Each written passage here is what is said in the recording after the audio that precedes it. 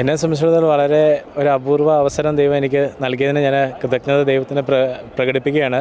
കാരണം കാർലോ അക്വിറ്റീസിനെ 2007 അവൻ ദൈവദാസനാകുന്നതിന് മുമ്പാണ് എനിക്ക് പരിചിതമാകുന്നത്. അപ്പം പ്രത്യേകിച്ച് അവൻ വഴി എനിക്ക് ഈ അൽത്താരയിൽ പരിശുദ്ധ പിതാവിനോട് ചേർന്ന് ബലിയർപ്പിക്കാൻ ലഭിച്ച ഭാഗ്യത്തിന് എത്ര നന്ദി പറഞ്ഞാലും ദൈവത്തോട് മതിയാവില്ല. അതെനിക്ക് വളരെ സന്തോഷമായൊരു അനുഭവമായിരുന്നു. ഒരിക്കലും പ്രതീക്ഷിച്ചില്ല. ഈ വത്തിക്കാനിൽ ഇവിടെ എന്നെ സംബന്ധിച്ചിടത്തോളം ഞാൻ ഇടുക്കി ജില്ലയിൽ നിന്ന് വരുന്നതാണ്, ചെറിയൊരു ഫാമിലിയിൽ നിന്ന് വരുന്നതാണ്. അപ്പം ഒരിക്കലും പരിശുദ്ധ പിതാവിനോട് ചേർന്ന് ബലിയർപ്പിക്കുവാൻ ഒരിക്കലും ഭാഗ്യം ലഭിക്കുമെന്നൊന്നും ഞാൻ ഒരിക്കലും വിചാരിച്ചതല്ല.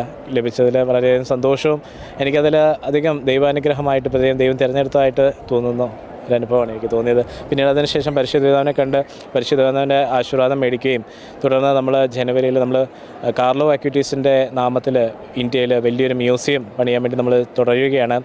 കാർലോ അക്വിറ്റീസ് ഫൗണ്ടേഷൻ നേതൃത്വത്തിൽ എനിക്ക് അപ്പം പരിശുദ്ധ പിതാവ് ഒരു കല്ല് വെഞ്ചരിച്ച് തരികയും ചെയ്തു. അത് അവിടെ മ്യൂസിയത്തിൻ്റെ തറക്കല്ലായിട്ട് ഇടാൻ വേണ്ടി കാർലോയുടെ അമ്മയുടെ സാന്നിധ്യത്തിൽ. അപ്പോൾ കാർലോ അക്വിറ്റീസിൻ്റെ തിരുശേഷിപ്പുമായിട്ട് ഇന്ത്യ മുഴുവൻ ഞങ്ങൾ സഞ്ചരിച്ചിരുന്നു. അവൻ്റെ ടീഷർട്ട് അതിനോടൊപ്പം വളരെ അപൂർവമായ ഒരു ഭാഗ്യം, ഞാൻ വരുമ്പോൾ കാർലോ അക്വിറ്റീസിൻ്റെ 2 ലാപ്ടോപ്പാണ് ഉണ്ടായിരുന്നത്. ഒന്ന് മാക്ബുക്കിൻ്റെയും ഒന്ന് HP-യുടെയും. 2001 തൊട്ട് 2004 വരെ അവൻ ഉപയോഗിച്ച ലാപ്ടോപ്പ് കാർലോയുടെ അമ്മ ഭാരതിന് വേണ്ടി എൻ്റെ തന്നിട്ടുണ്ട്. അപ്പം ഭാരത് മുഴുവൻ അവൻ ഉപയോഗിച്ച ലാപ്ടോപ്പ്, അവൻ്റെ കാൽക്കുലേറ്റർ, അവൻ്റെ ഫുട്ബോളിന് ഉപയോഗിച്ച ഫുട്ബോൾ, ഇതെല്ലാം ആയിട്ടാണ് ഞാൻ വരുന്നത്. ഇരട്ടി മധുരം സന്തോഷം എനിക്ക്. അതിനോടൊപ്പം തന്നെ പിയർ ജിയോർജിയോ ഫ്രാസാത്തിയുടെ പുസ്തകവും ഞാൻ 2007 എഴുതാനിടയായിട്ടുണ്ട്. പിയർ ജിയോർജിയോ ഫ്രാസാത്തിയുടെ വീട്ടിലാണ് ഞാൻ ഒരു ദിവസം, അദ്ദേഹം കടന്ന് ഉറങ്ങുവാൻ ഒരു ഭാഗ്യം കൂടെ എനിക്ക് ലഭിച്ചു. അതോടൊപ്പം തന്നെ അദ്ദേഹം കടന്ന് മരിച്ച ആ കട്ടിലിലെ തലകണ്ണ, അദ്ദേഹത്തിൻ്റെ നീസ് എനിക്കത് സമ്മാനമായിട്ട് നിന്ന് ഭാരതത്തിലേക്ക് കൊണ്ടുപോകാൻ വേണ്ടി അദ്ദേഹത്തിൻ്റെ ഒരു സോക്സും അദ്ദേഹം മൗണ്ട് ട്രെക്കിങ്ങിന് ഭയങ്കര സന്തോഷമായിരുന്നു. അദ്ദേഹത്തിൻ്റെ ആ ട്രെക്കിംഗ് സ്റ്റിക്കിൻ്റെ സ്റ്റാഫും എൻ്റെ തന്നിട്ടുണ്ട്.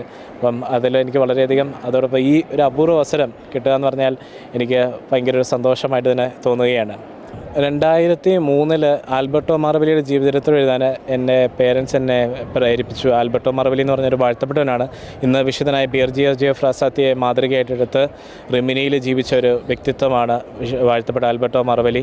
ആൽബർട്ടോ മാർവലിയുടെ ജീവിതം എഴുതിയപ്പോൾ ബീദ എന്ന് പറഞ്ഞൊരു സഹോദരി ആൽബർട്ടോ മാർവലിക്ക് ഉണ്ടായിരുന്നു. 2016 ആ സഹോദരി മരിച്ചത്.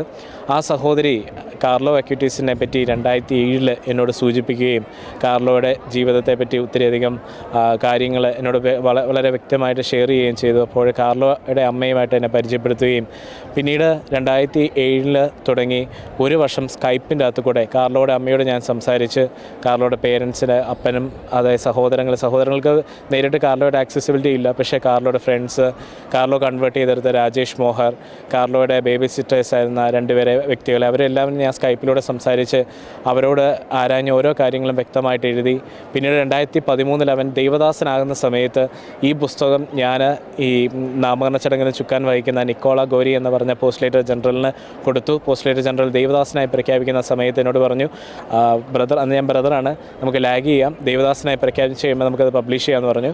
ദൈവദാസനായി പ്രഖ്യാപിച്ച് കഴിഞ്ഞപ്പോൾ പോസ്റ്റ്ലേറ്റർ ജനറലും അമ്മയും കൂടെ അത് വായിച്ച് വെരിഫൈ ചെയ്ത് ഒതൻറ്റിസിറ്റിയോട് എന്നോട് പബ്ലിഷ് ചെയ്യണമെന്ന് പറഞ്ഞു. അതാണ് പൊസിഷോയിൽ ആദ്യമായിട്ട്, പൊസിഷോ എന്ന് പറഞ്ഞാൽ നാമകരണ ചടങ്ങിന് വത്തിക്കാനിൽ സമർപ്പിക്കുന്ന ഇത്രയും കട്ടിയുള്ളൊരു പുസ്തകമുണ്ട്, ഡിക്ഷണറി വലുപ്പം. ഈ നാമകരണ ചടങ്ങിന് ബേസിക്കായിട്ടുള്ള എല്ലാ കാര്യം ക്രോണിക്കിൾസുള്ള ആ പൊസിഷോയിൽ ഞാൻ എഴുതിയ ജീവചരിത്രമാണ് പൊസിഷോയിൽ ആഡ് ചെയ്തതെന്നുള്ളതും എനിക്ക് വളരെയധികം സന്തോഷമുണ്ട്.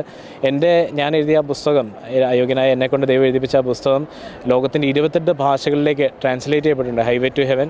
അതോടൊപ്പം തന്നെ കാർലോയുടെ 10 വിവിധ തരം പുസ്തകങ്ങളും കൂടെ ഞാൻ രചിച്ചു. ഇന്ന് പോലും ഞാനൊരു പുസ്തകം എഴുതി, beatitudes on the web and the mountain, പ്രത്യേകിച്ച് പോപ്പ് ലിയോസ് ഫസ്റ്റ് സെയിൻസ് എന്ന് പറഞ്ഞ, അതിൻ്റെ ഇംഗ്ലീഷും മലയാളമുണ്ട്. അത് നാമകരണ ചടങ്ങിൻ്റെ ചുക്കാൻ വഹിക്കുന്ന പ്രീഫെക്റ്റായ മാർച്ചിലോ സെമാറോ കാർഡിനലിൽ അത് പ്രകാശനം ചെയ്തതെന്ന് അതിൻ്റെ ഒരു ഭാഗ്യം കൂടെ എനിക്ക് ലഭിച്ചു.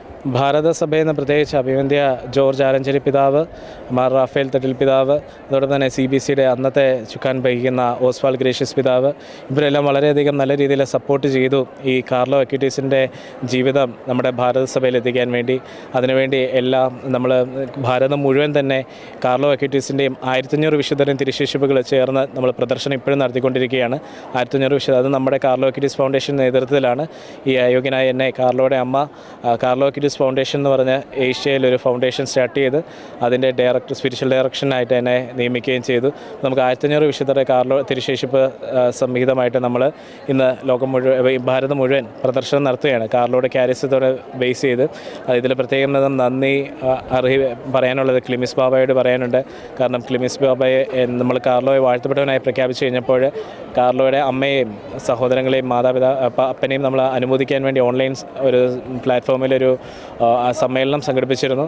അതിൽ ക്ലിമിസ് പിതാവ് വന്നിരുന്നു, ജോഷുവ മാർ ഇഗ്നാത്യോസ് പിതാവ്, അതോടൊപ്പം തന്നെ അന്ന് സിറോ മലബാർ സഭയുടെ തലവനായ മാർ ജോർജ് ആലഞ്ചേരി പിതാവ് ഉണ്ടായിരുന്നു.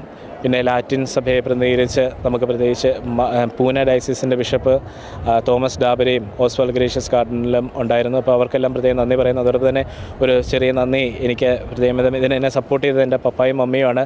കാരണം ചെറുപ്പം മുതലേ ഈ വിശുദ്ധരെ പറ്റി എഴുതാനൊക്കെ പ്രേരിപ്പിച്ച എൻ്റെ പപ്പായും മമ്മിയും എൻ്റെ സഹോദരിയും ആണ്.